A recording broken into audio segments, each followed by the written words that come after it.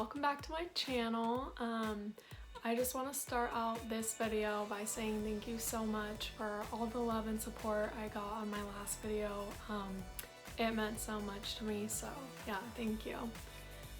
So for this next video, I'm going to talk about what my treatment plan is for autoimmune hepatitis, and then my next video after that will be talking about all of the symptoms and side effects that come along with that.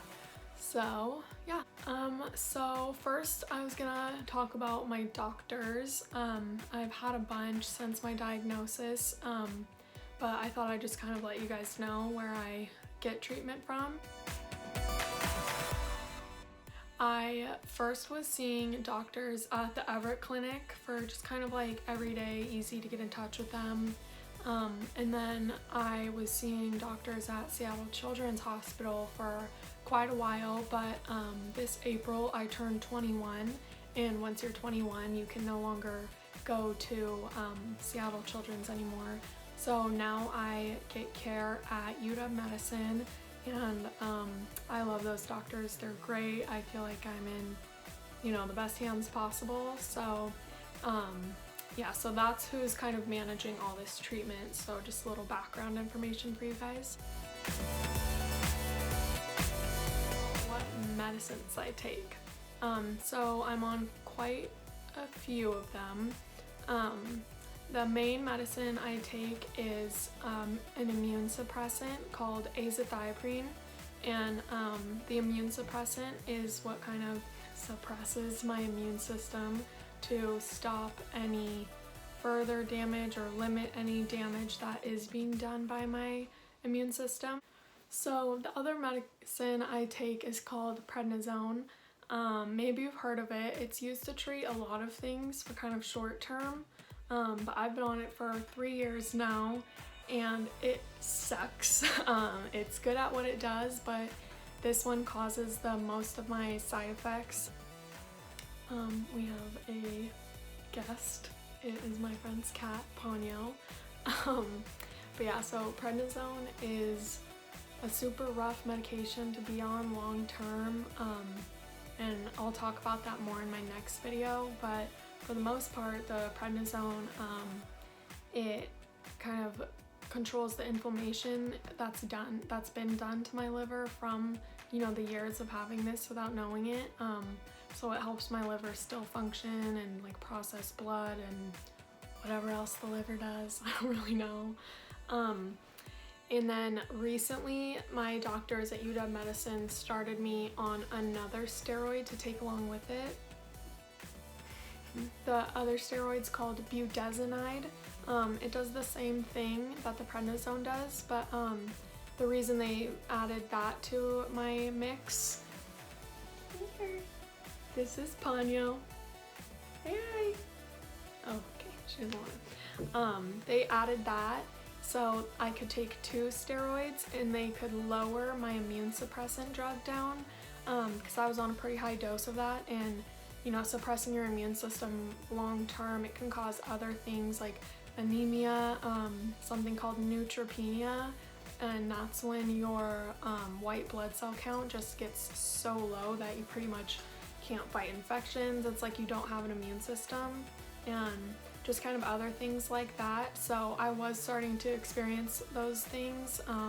So they are kind of giving my body a little break and lowering the dose of my immune suppressant for a little while, and I'm taking 2 steroids now to kind of like counteract anything that could be done to it. And then the last medication I take daily is an anti-nausea medicine. I'm on a pretty high dose of that too, and I do take it every day, and that's because of a side effect I experience, nausea. But I'm going to talk about that in my next video, because that's been one of my main problems over these past few years, is dealing with nausea, which is caused from the medications I take. So yeah, we'll go into that on my next video. But yeah, so those are the medications I take, and like I said, they're pretty strong medications. They cause a lot of other symptoms and side effects, so sometimes I feel like I'm kind of like picking my poisons, you know. It's like I take these medications because they help me stay alive, but they cause some pretty rough side effects that have been hard to deal with, but it is what it is, you know, can't change that, so I just try to focus on the positives. You know, at least they can try to treat my side effects, but they can't take away my disease. And that's the next thing I want to talk about is that there is no cure for autoimmune hepatitis. So these medications, they kind of help sustain me long term, but they're not going to make this disease go away. And kind of the main way they treat autoimmune hepatitis with these medications, it's just about you know, changing the doses around, doing really frequent blood tests so that they can see where, you know, all my different levels of things are at and adjust my doses accordingly. So there's no cure, they just kind of try to manage it. And, you know, the way they do that is by the frequent blood tests. So I go get blood tests every 2 weeks. There's been a few times where I've only had to go once a month, but on average for almost 4 years now, I've been getting blood tests every 2 weeks. I really don't mind doing it. It's mostly just kind of like out of the way and an inconvenience, but you know, that's how they see what's going on the inside, and they keep a really close eye on me, so I'm really grateful for that. And then there's a few other things I do for treatment. It's kind of what we call maintenance procedures. So, you know, I'm just your average rusty old car that needs maintenance. But yeah, so the blood work, frequently, that's the main kind of procedure thing they do to keep an eye on me. And then every 6 months I get imaging done of my abdomen because they want to check out, you know, my liver, obviously, because with it being, or with me having cirrhosis, that makes me more at risk of developing tumors and liver cancer. So they do frequent imaging to make sure, you know, if anything's happening, they know about it, they can see it. And then they also check kind of like surrounding organs to make sure no other damage is done to any, like my arteries or vessels or ducts, I don't know, whatever else is in there, they're checking on it. So let's say I get an MRI, and then 6 months later I'll get an ultrasound, and then 6 months later another MRI.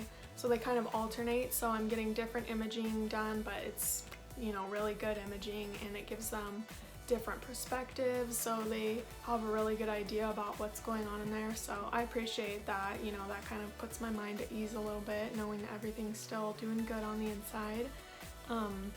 And then I have a few minor procedures that I have to get done every now and then.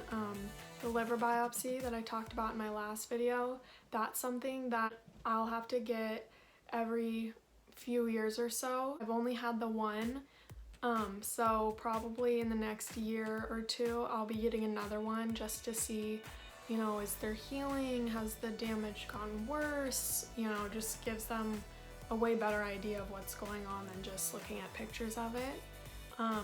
And then about every 2 years, I get a procedure done called an endoscopy, and that's when they just stick a scope down my throat and into my esophagus, because they're checking for something called varices, and those are, so with my liver being damaged, it's kind of like smaller and tighter, and it can kind of like compress other vessels or whatever, and that can cause varices, which are like blood vessels in your esophagus that can burst, and that can cause a bunch of problems. So they check that with the endoscopy every couple of years to make sure you know, if they are going to burst, then they can kind of like control it and do it in a tame manner than instead of it just rupturing or something.